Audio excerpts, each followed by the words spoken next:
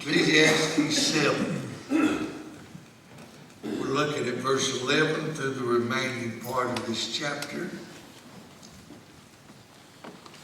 And Solomon is noted for being the wisest man who ever lived. And Solomon writes much about wisdom. In fact, throughout the book of Proverbs, that's one of the main subjects throughout the book of Proverbs.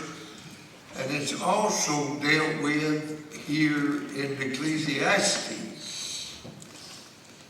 First 10 verses of Ecclesiastes 7, Solomon deals with the subject of wisdom in regard to our troubles and truths and the triumphs that we face in life. And in the last 19 verses of this chapter, he tells us how to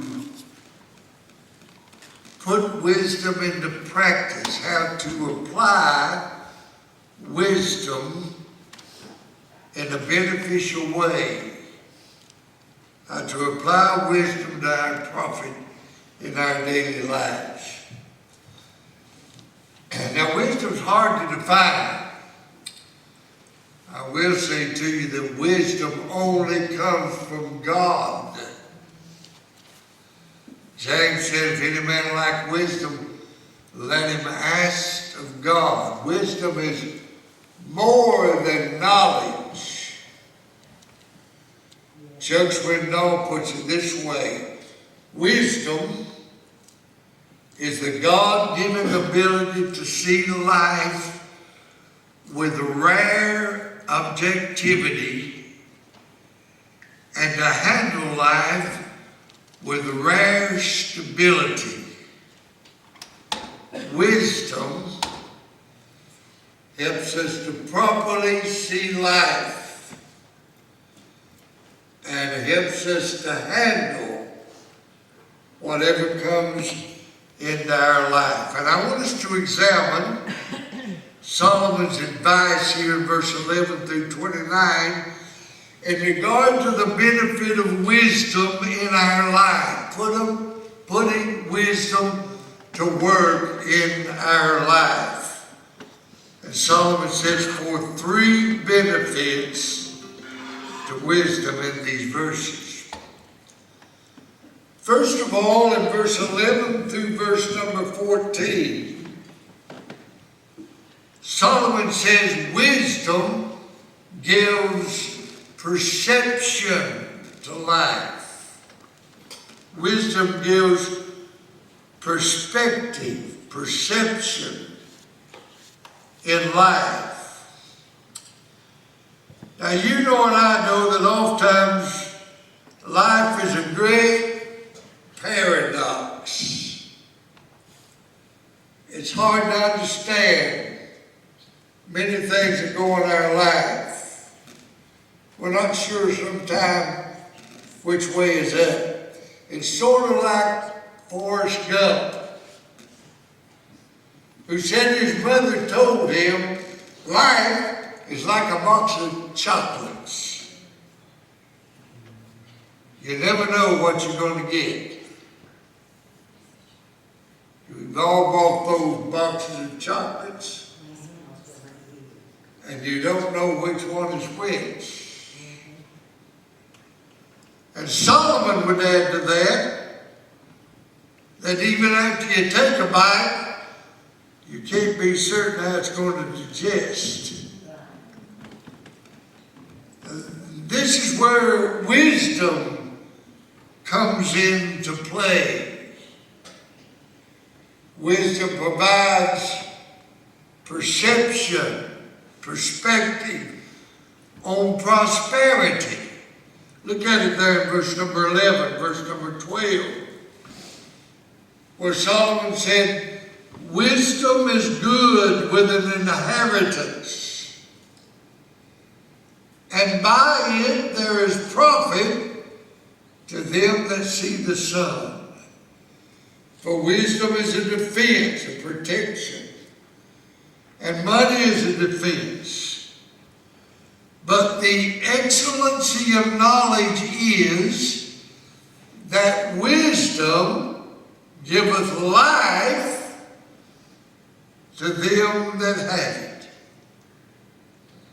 And here Solomon is describing a man who's come into a large sum of money, and this man needs wisdom on how to handle that money, on how to handle his newfound wealth. The World Watch Institute sometime back issued a report showing an increasing number of people in the world, and I quote, an increasing number of people in the world are fat, rich, and unhappy.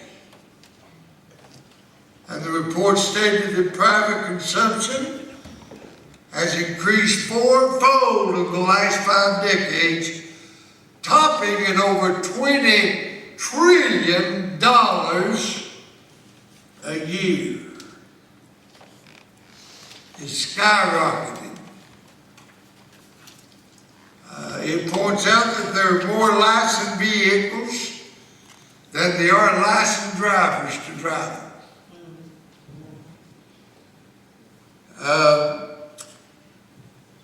It says that the size of our refrigerators have increased more than 10% in the last 7 years. It says that homes are 38% larger. Those homes that are being built today, 38% larger than those built in 1995 or 1975, despite the fact that there are fewer people living in the homes. We have bigger houses, less people living in the houses. That is, unless you got grandkids.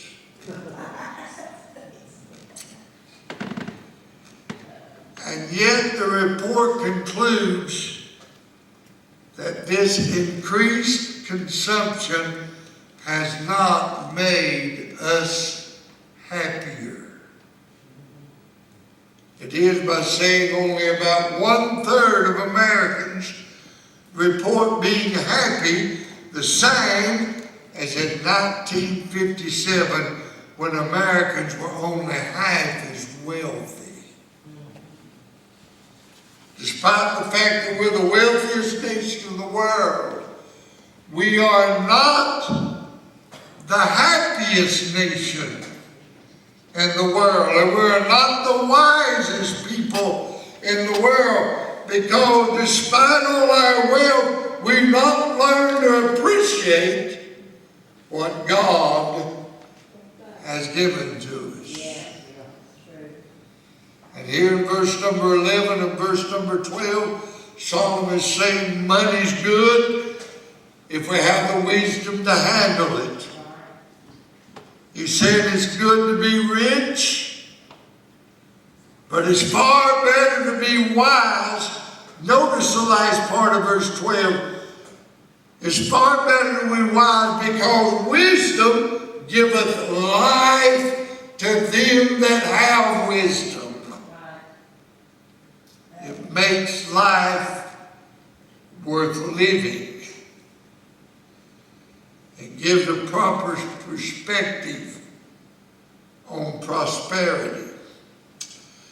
But he also adds in verse 13 and 14 that wisdom provides a proper perception on providence. Now, one thing that it doesn't take long to learn in life is that you and I are not in control of our lives. We make plans, but they seldom work out the way we planned it. Things are continually coming up in our life that we didn't expect. And It doesn't take us long to learn.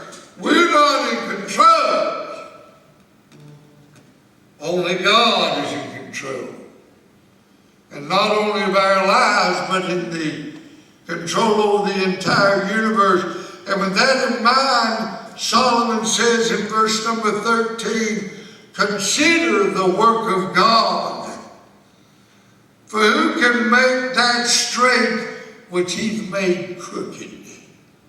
That is, if God makes something straight, though he's able to make something crooked, though he's able to make it straight, if he wants it crooked,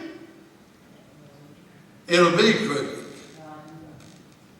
There's nobody can change it. Ray Steadman, in his book on this verse, Ecclesiastes, has said God has designed life to be full of the unexpected so that we can realize that we do not control our future. Reinhold Niebuhr wrote the Serenity Prayer. You remember that? Oh God, give us the serenity to accept what we cannot change, courage to change what should be changed, and wisdom to distinguish the one from the other.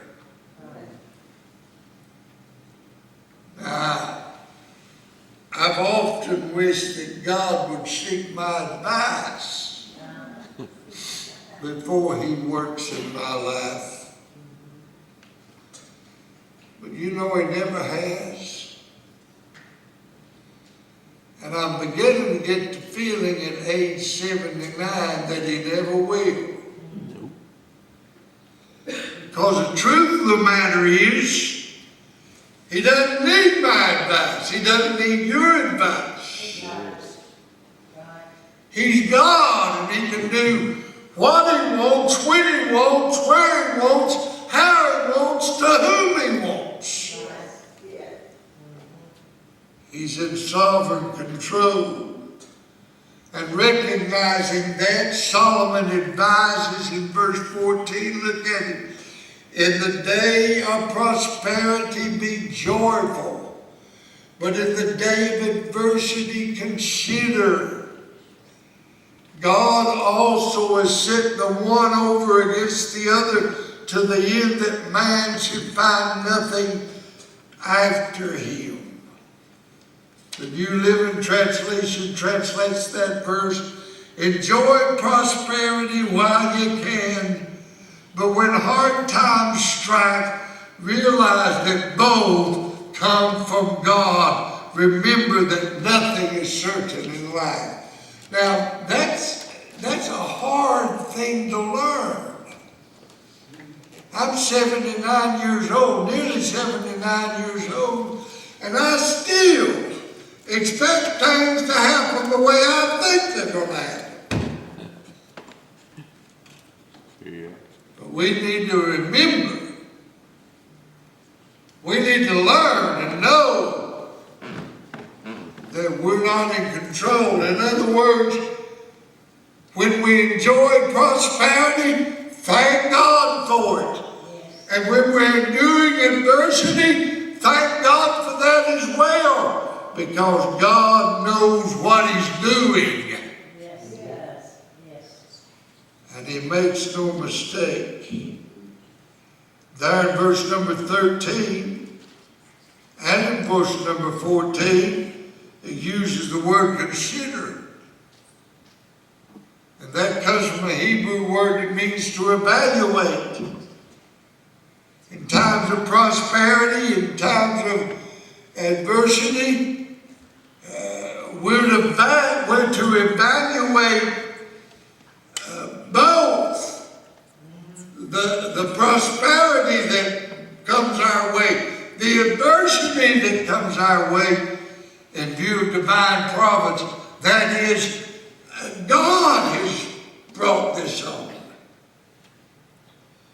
There's nothing that comes into your life and my life that first goes through the hand of God. And God uses both prosperity and adversity to build us and to bless us. Isn't it amazing? Think about this.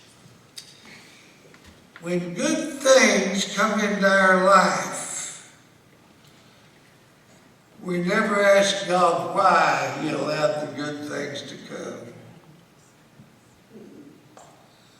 But when bad things come, I want to know why.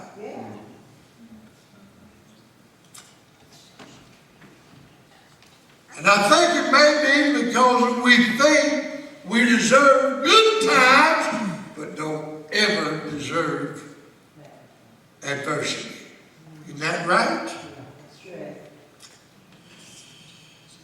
But Solomon says that a wise person understands that God is in control in both situations.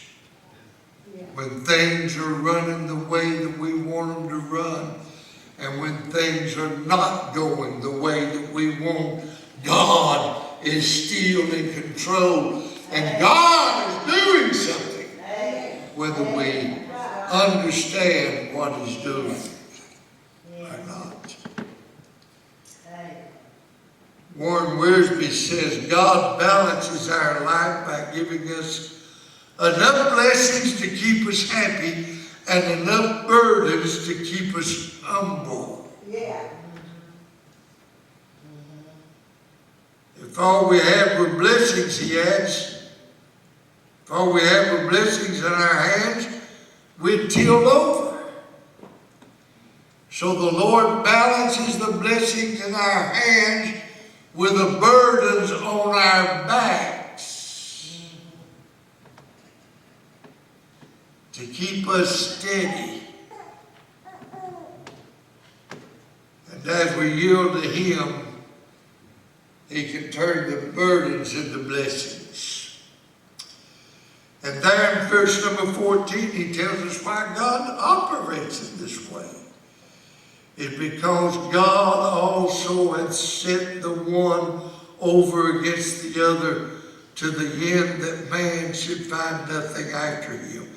The New Living Translation translates this: enjoy prosperity while you can, but when hard times strike, realize that both come from God, remembering that nothing is certain in this life. Now, the truth of the matter is, you and I are never going to figure out life. We're never going to understand it. And so the one thing that we are to do, we're to turn to the Lord in the good and in the bad times. And we're to trust in the Lord in the good and in the bad times.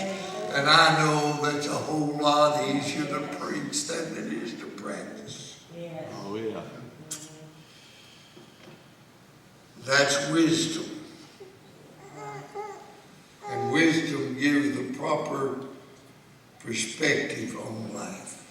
But the second thing that Solomon adds, the second benefit to wisdom, is wisdom gives power in life. That's verse 15 through 22. But look down at verse number 19. Verse number 19 says, wisdom strengtheneth the wise more than 10 mighty men which are in the city. The New Living Translation again says, one wise person is stronger than 10 leading citizens of a town. And beginning here in verse number 15, Solomon speaks of some difficult things that everyone encounters in life. In fact, difficult things that Solomon himself encountered in his life. And he adds in these verses that wisdom gives us the power to face those difficult things. First, he says wisdom gives us the power to deal with difficult problems. And he points out two problems. In verse 15, there's the problem of reversed reward. Look at it. All things have I seen in the days of my vanity.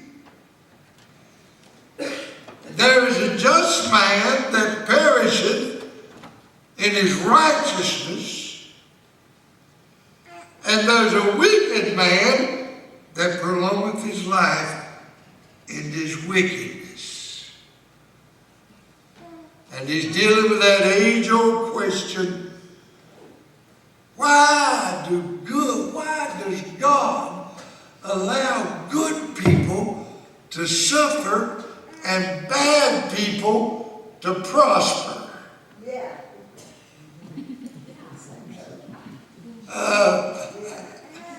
It looks like that things are reversed here. That good people ought to experience good things in life, bad people ought to experience bad things. But that isn't the way it is. Now, all you got to do is look around you now. This is not some issue that's not well documented. I mean, we see it over and over in our life. And the thing about it is, now listen, if we look at this problem solely from a human point of view, we'll begin to question the justice of God. Now, when I see that, when I see good people prospering and good people suffering and bad people prospering, you know what I tend to say every time? Yeah. Lord, that ain't fair. Yeah. That ain't right. Yeah. That shouldn't be. Yeah. And we'll begin to impugn the justice of God. But if we look at it through the eyes of wisdom, rather than from the human perspective, we can understand that this is really a compliment to the mercy of God. Yeah. Why does God allow good people to suffer, bad people to prosper? Listen, He allows the wicked to get away with what they do and to prosper the way they do because He's just being merciful. He's showing mercy. But one of these days, that mercy is going to come to an end. God will not allow sin to go unpunished. There will be a day when that wicked man, though he prospers now, will stand before God and give an account, and will be judged. And that's also so with the suffering. God allows the good to suffer now, today, but listen, that's not the end of it. There's a day coming, and you may live your whole life living a good life, trying to be honest, trying to live a holy life, and still suffer adversity. But friend, this life's not the end of it. There's a heaven ahead. Yes. There's an eternity ahead when we'll receive the reward.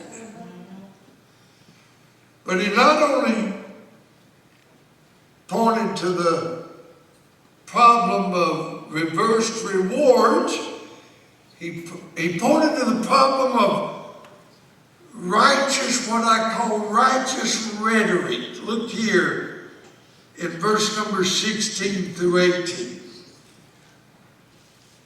He writes, "Be not righteous over much, neither make thyself otherwise. Why shouldest thou destroy thyself? Neither make thyself overwise. Why shouldest thou destroy thyself? Be not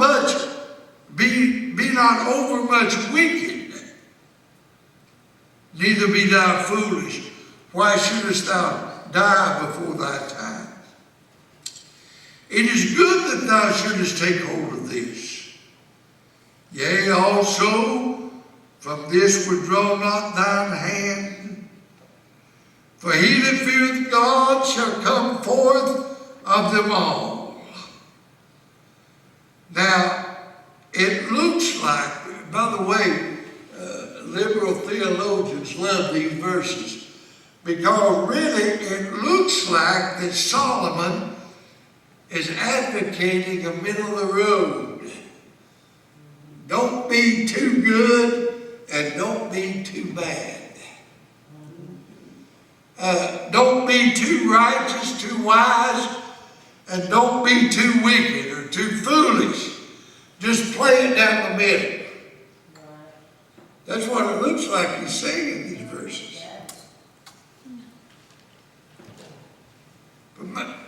But let me say this here. A person can no more be sort of righteous, sort of holy, than a girl can be sort of pregnant. You either are or you ain't. Now that's not very good English, but that is true. You're either righteous or you're not righteous. You're either like the girl, she's either pregnant or she's not pregnant. There's no such thing as sort of. Now, I want to make a statement here that every one of us need to put in our minds and our hearts and keep before us. Now listen now. Partial obedience is total disobedience. Oh, preacher, I know I don't do this and I don't do that, and I do this and I don't do that, and I do that, but I go to church and I treat my neighbor fair, but listen, if you know that you are disobedient in one area of your life, you are totally disobedient to God. That's true. That's true for me as well as you. I mean, we may be doing some things right, but when we know that we're wrong and we go on with it, we're disobedient. Total disobedience. And what Solomon is saying here is don't claim to be overly righteous, don't claim to be overly wise. He's warning against self-righteousness and pride. He's warning against thinking that we are right, we know it all. And it makes it clear there in verse number 20 when he says, "For there's not a just man upon the earth that doeth good and sinneth not." And he's simply urging us to just be what we are. Don't pretend to be someone or something that we're not. Yeah. Just be what we are. And he ends in verse 18, the last part of verse 18, by saying, he that feareth God shall come forth of them all. The New Living Translation, for anyone who fears God will avoid both extremes. The man that confesses that God is holy and he's unholy is a wise man. And that man will have power to deal with the difficult problems in his life. But also, wisdom gives us the power to deal not only with difficult problems, but demanding people. And we all know and have difficult persons in our lives. People we work with. You know, there's some folks it's just hard to get along with. Yeah. People we go to school with. Maybe even somebody living in their own house. In their own home. And wisdom, look at verse 21 and 22. Solomon says, wisdom will help you to deal with those kind of people. Also, verse 21, also take no heed unto all words that are spoken. Don't listen to everything you hear. Lest thou hear thy servant curse thee. He's saying there is that a wise person doesn't put a lot of stock in everything he hears. C.H. Spurgeon said it right when he said, the minister ought to have one blind eye and one deaf ear. He says you cannot stop people's tongues. Therefore, the best thing to do is to stop up your own ears and never mind what's spoken. There's a world of idle chatter abroad, and he who takes note of it will have enough to do. If I had listened, if I took note and took to heart everything that's been said, every negative thing that's been said about me over the years, I'd never want to leave the house.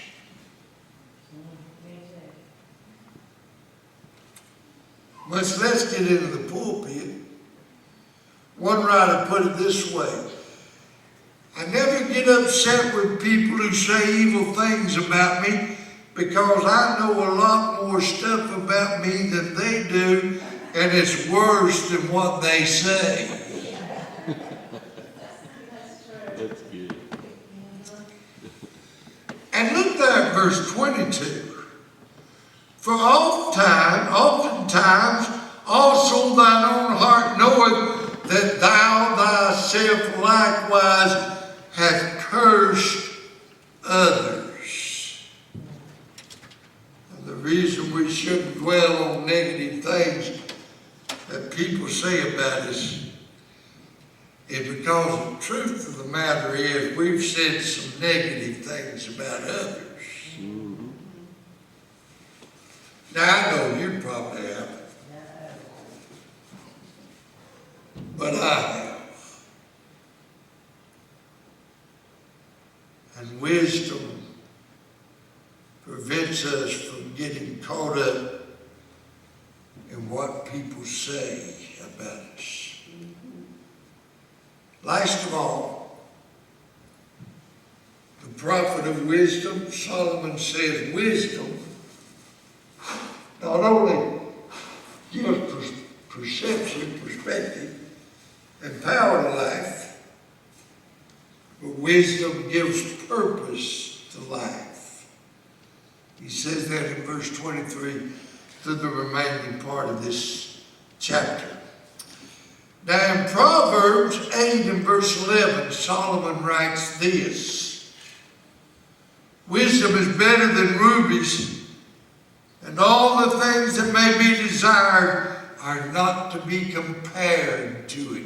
In other words, there's not anything you and I could want for ourselves that compares to how valuable wisdom would be. Wisdom is the most valuable thing any person can possess. And the ultimate purpose of wisdom is that we might look at life from God's vantage point. Wisdom helps us to see life from heaven's perspective. And so Solomon ends this chapter by pointing out a couple of his own life experiences. Verse 22 through 25, he talks about an investigation he made. For oftentimes also thine own heart knoweth that thou thyself likewise hast cursed others. Verse 22. Verse 23. All this have I proved by wisdom. I said I will be wise, but it was far from me. That which is far off and exceedingly deep, who can find it out? I applied my heart to know and to search and to seek out wisdom and the reason of things, and to know the wickedness and folly, even of foolishness and madness. And in verse 26, and I find more bitter than the death of women, than the death, read that again. I find more bitter than death the woman whose heart is snares and nets, and her hands is bands. Whoso pleaseth God shall escape from her, but the sinner shall be taken by her.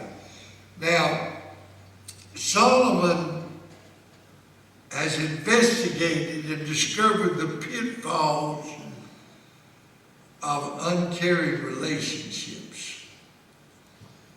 Now, I don't have time to go into a lot of this and develop it, but he's talking about relationships that he's had with the women in his life. And they were many. I don't understand how he could be called the wisest man who ever lived, and he had 700 wives. By the way, that wasn't one at a time. That was all at the same time. 700 wives. And besides that, he had 1,000 concubines. That's those women who he had relations with that he, outside of the bond of marriage. And the sad thing about it is all these women, 1,700 of them, turned his heart away from God and into pagan idol worship. Now listen now. We seek for that will fulfill us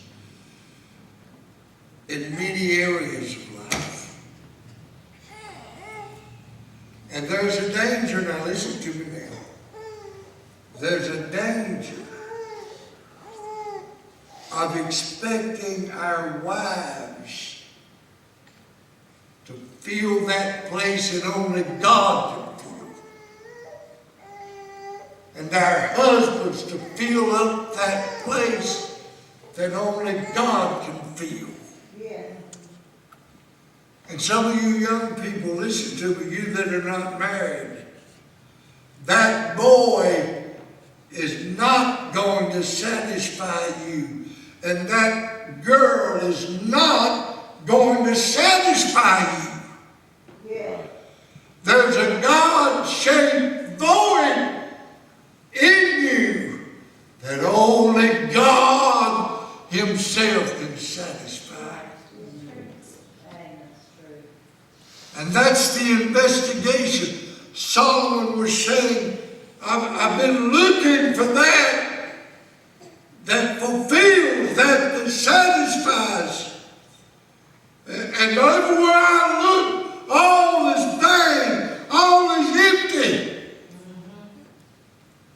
Because the only one that can fill that place is God Himself. Right. And then in verse 27 through 29, he talked about a revelation that he came to, that he concluded. Verse 27, he said, "Behold, this have I found, saith the preacher, counting one by one, or examining one thing after another, to find out the account which my soul seeketh, that my soul seeking after, but I find not. One man among 1,000 have I found, but a woman among all those have I not found. Lo, this only have I found, that God hath made man upright, but they've sought out many inventions." And Solomon is saying, I've just come to the conclusion that God is the only one that can, God is the only one that can feel the need in our lives. Only Christ can do for us what we're looking for, what every man, woman, boy, and girl is looking for.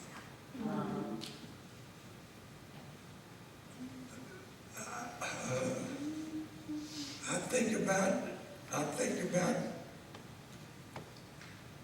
people well known. Look, Michael Jackson died empty and looking, always looking. Never finding out that it's God that he's looking for. Elvis, the same. Billionaires, listen, billionaires, the richest people in the world. John D. Rockefeller was once the richest man in the world. And he was unhappy. He was one of the most unhappy men in the world. And what Solomon is teaching us in this wonderful book, that I hope that you'll get a hold of this morning. Listen, young people. I know of what I'm talking about. You will never find what you're looking for until you find Jesus Christ. Now look, I've never been rich.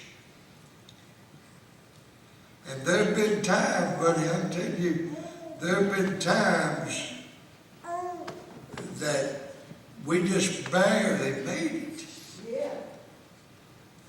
God provided, but we just barely made it. I'm telling you this morning, you listen.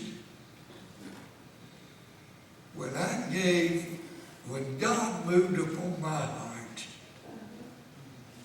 and I gave my life to Him, Lord, whatever you say, it's yours from here on out. I'm telling you, there is a fullness, there is a satisfaction, there is a joy, there is a peace.